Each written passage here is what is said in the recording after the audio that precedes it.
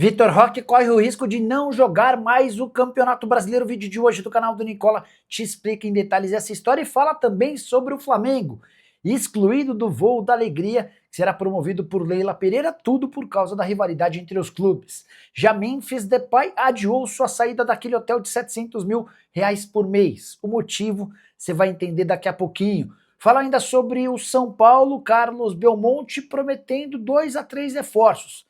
Mas esse número pode aumentar. Vou falar também sobre Bitelo, ex-jogador do Grêmio, que pretende voltar ao Brasil. Onde é que será que ele atuaria? Para completar, a liminar do Flamengo é derrubada, garantindo dinheiro aos clubes da Libra. Vou falar sobre Neymar com o filme queimado no Santos. Tem Cruzeiro, Atlético, bastidores e muito mais.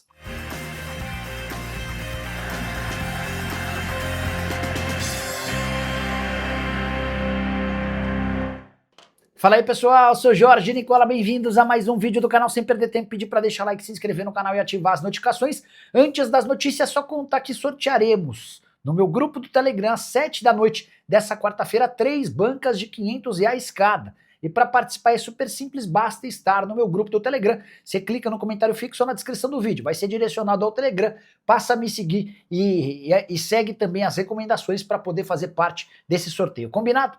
Agora sim, bora começar o vídeo com aquele tradicional giro de notícias para contar que Marcelo Marques, que já havia comprado a Arena pro Grêmio, conseguiu implantar internet gratuita e de extrema velocidade para todos os torcedores que estiverem no estádio. A partir daí o Grêmio imagina ser capaz de rentabilizar muito mais uma série de ações. Quero contar também que Marcelo Santana, ex-presidente do Bahia e até outro dia executivo de futebol do Vasco, foi contratado pelo Paysandu, vai cuidar do projeto do Papão de tentar voltar para a Série B do Brasileiro. Quero contar também que o Galo não vai contratar Gustavo Drummond como seu CEO. Especulação que surgiu ao longo da quarta-feira. O Drummond é muito próximo da família Menin, mas vai continuar fazendo seus atuais afazeres sem qualquer participação nessa ideia do CEO. A saideira do giro de notícias, contar que Paulo Henrique Ganso pode deixar o Fluminense no fim dessa temporada. Adivinha onde é que ele tem sido especulado? Obviamente que no Santos. Possível retorno do menino da Vila para casa. Hora de falar sobre o Cruzeiro, que tentou a contratação de uma joia do Grêmio.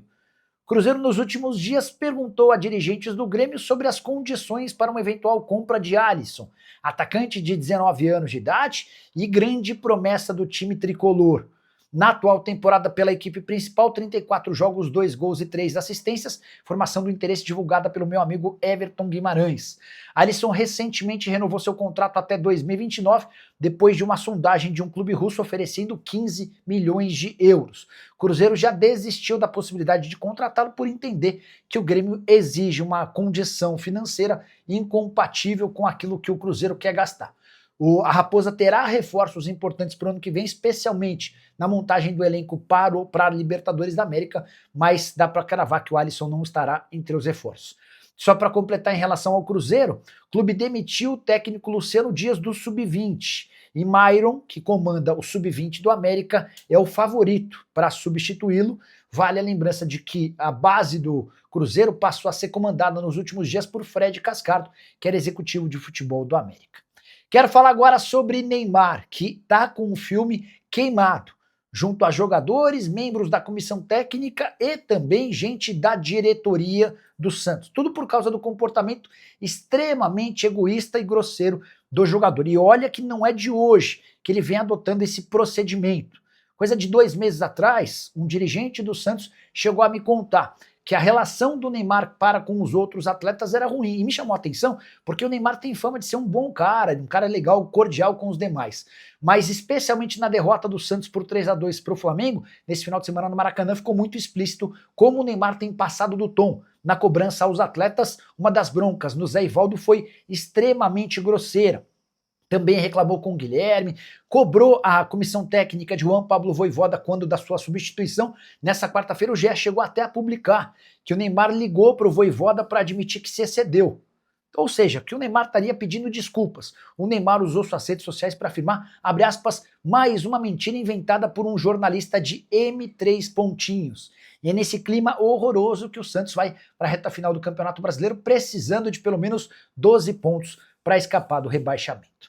Hora de falar sobre o Flamengo e aquela liminar que envolvia a Libra e outros 8 clubes. Só para recapitular o caso, o Flamengo entrou na justiça pedindo que as cotas da Libra fossem bloqueadas, enquanto o Flamengo não conseguisse arrancar dos demais integrantes da Libra uma quantia financeira que ele achava justo. Pois bem, 66 milhões de reais foram bloqueados de outros clubes e atrapalharam demais o fluxo de pagamentos.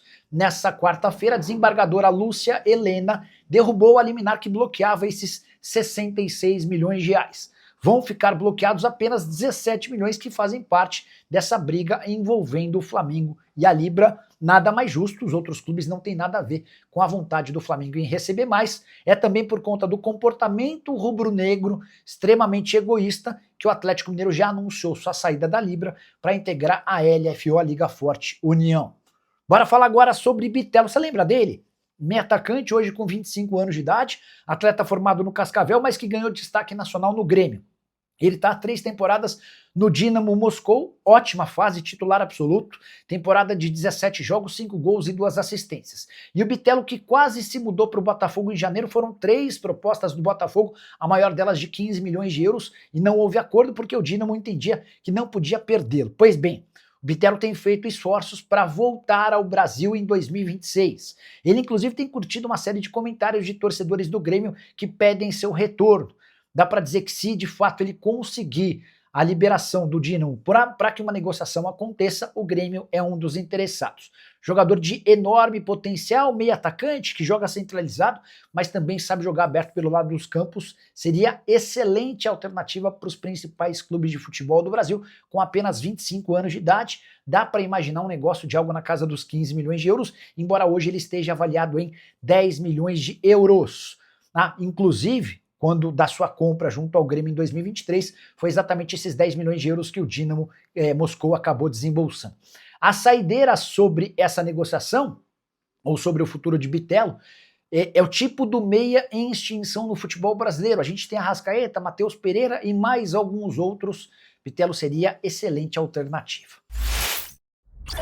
Quantos reforços o São Paulo contratará para 2026? 2 ou 3 se Oscar permanecer no clube. Agora, se for confirmada a aposentadoria do meia atacante, São Paulo cogita montar uma base de elenco com reforços que mudaria a prateleira do clube. Existe a convicção de que com 2 milhões e 300 mil reais por mês, que é o salário do Oscar, São Paulo conseguiria melhorar consideravelmente seu elenco. É óbvio que ninguém no São Paulo vai admitir publicamente ou vai se declarar torcendo pela aposentadoria do Oscar. O cara é super querido pelos demais atletas, por membros da comissão técnica, diretoria, e de fato o Oscar é um cara acima de qualquer suspeita, bastante bacana. Mas se ele de fato levar em consideração a aposentadoria por conta de 2 problemas cardíacos que o acompanharam nos últimos meses, São Paulo terá 2 milhões e 300 mil reais por mês para buscar contratações. O Belmonte chegou a falar o seguinte, abre aspas, temos que entender o que vai acontecer com o Oscar. É difícil prever o número de reforços, pois ainda não temos uma definição sobre o orçamento, mas imagino que buscaremos 2 ou 3 reforços pontuais, além de contar com jovens talentos da base para aumentar a competitividade. Importante registrar que o São Paulo terá retornos de Caleri, Rian Francisco e André Silva, centroavantes que operaram o joelho ao longo da temporada. Só para completar, por que o São Paulo está tão convencido de que pode montar um bom time sem Oscar? 2 milhões e 300 mil reais divididos por 4 e o São Paulo teria cerca de 600 mil reais para cada reforço que quisesse contratar, utilizando a grana que hoje é paga ao meia atacante. E Memphis Depay desistiu de deixar a suíte triplex, que custa 700 mil reais por mês ao Corinthians. Na semana passada contei para vocês que o atacante holandês havia se interessado por uma mansão em Alphaville com um custo de 500 mil por mês, uma economia para o Corinthians de 200 mil mensais. Mas os advogados do Memphis o orientaram a adiar essa mudança.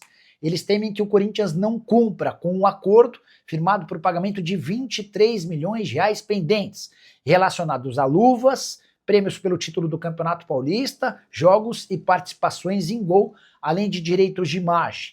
Então, o Memphis vai aguardar que comece a receber parceladamente esses 23 milhões de reais para levar adiante a mudança. Dessa maneira, Corinthians vai seguir desembolsando 700 mil mensais com o hotel onde está hospedado o atacante holandês. Só para lembrar que tem jogador super importante no Brasileiro que custa na casa dos 700 mil mensais. Vou dar o exemplo de alguém que ganha mais, mas é extremamente eficiente. Caio Jorge, artilheiro do Campeonato Brasileiro e da Copa do Brasil, fatura no Cruzeiro algo próximo a R$1 milhão mês. E você, o que pensa sobre essa história envolvendo Memphis Depay e o Corinthians? O último registro importante, no contrato assinado entre as partes, havia uma combinação de que o Corinthians pagaria no máximo 30 mil euros ou 183 mil reais com a moradia do atacante, mas o Corinthians virou a grande mãe de todo mundo e em vez de 183 mil arca com 700 mil mensais. A rivalidade recente entre Palmeiras e Flamengo levou Leila Pereira a excluir jogadores do Flamengo de um voo da alegria. Bora explicar em detalhes essa história. A presidente do Palmeiras fretou um avião particular que trará de volta da Europa atletas da seleção brasileira que disputarão 2 jogos amistosos contra as seleções africanas na data FIFA do mês de novembro. Estarão no voo Vitor Roque, atacante do Palmeiras, Fabrício Bruno, zagueiro do Cruzeiro, Paulo Henrique, lateral do Vasco, e Luciano Juba, lateral e meio-campista do Bahia. Você deve ter percebido que Alexandre e Danilo, jogadores do Flamengo, não fazem parte dessa relação de atletas que garantirão uma carona no voo da Leila Pereira, tudo por causa da péssima relação entre dirigentes de Palmeiras e Flamengo que tem se degladiado por absolutamente tudo. Presidente Leila Pereira chegou a dizer o seguinte, abre aspas, os presidentes desses clubes me perguntaram se eu poderia trazer os atletas com o Vitor Roque e no meu avião. Respondi prontamente que sim. É esse espírito de cooperação que deveria nortear o futebol brasileiro, e não o individualismo que alguns clubes e dirigentes insistem em demonstrar. Cutucada claríssima no Flamengo de BAP. O Flamengo que tem debatido e batalhado, trabalhado por uma série de causas próprias, como por exemplo em relação à distribuição da grana na Libra. Ah, só para completar, Alexandre e Danilo não chegarão a tempo para a disputa do Fla-Flu, marcado para 19 de novembro. Hora de falar sobre o Palmeiras. Vitor Roque corre o risco de não jogar mais no Campeonato Brasileiro. Na próxima segunda-feira ele será julgado pelo STJD, Superior Tribunal de Justiça Desportiva. O motivo do julgamento: postagem de cunho homofóbico após a vitória do Palmeiras no clássico contra o São Paulo 3-2. Você vai lembrar, ele havia postado um tigre carregando pela boca um veado, numa provocação aos São Paulinos. Pois bem, o Vitor Roque foi denunciado no artigo que trata sobre discriminação, e a punição prevista é de 5 a 10 jogos. Como o Palmeiras só disputa mais 6 partidas no Campeonato Brasileiro, existe a possibilidade real de o Vitor Roque não jogar mais. É óbvio que se ele for suspenso, o Palmeiras vai entrar com um efeito suspensivo para garantir que o Vitor Roque tenha condição de jogar a reta final do campeonato até que surja ou exista um novo julgamento. Então, a tendência é que ainda que na segunda-feira ele seja punido, o Vitor Roque ainda esteja à disposição para a reta final do Campeonato Nacional, mas existe muita preocupação dentro do Palmeiras em relação aos movimentos do STJD, que tem adiado a todo instante o julgamento do Bruno Henrique. O atacante do Fla, que pegou 12 jogos de suspensão, já deveria estar cumprindo essa pena há bastante tempo. Julgamento do pleno no STJD do Bruno Henrique acontece nessa quinta-feira. Ah, só para completar, Nicola, mas será que uma postagem pode determinar uma punição ao Vitor Roque? Eu acho uma grande bobagem. Mas o STJD já aplicou 6 jogos de suspensão ao Dudu, então atacante do Atlético e depois do Cruzeiro, primeiro do Cruzeiro e depois do Atlético, por ter se referido a Leila Pereira com VTNC, iniciais de um palavrão que vocês conhecem. O Dudu ainda tentou recorrer, mas pegou 6 jogos de suspensão. Então, o risco de punição ao Vitor Roque, por mais maluco que possa parecer, é bastante real. Curtiu o vídeo? Não esquece de deixar like, se inscrever no canal. A gente se encontra assim que surgir notícia. Tchau!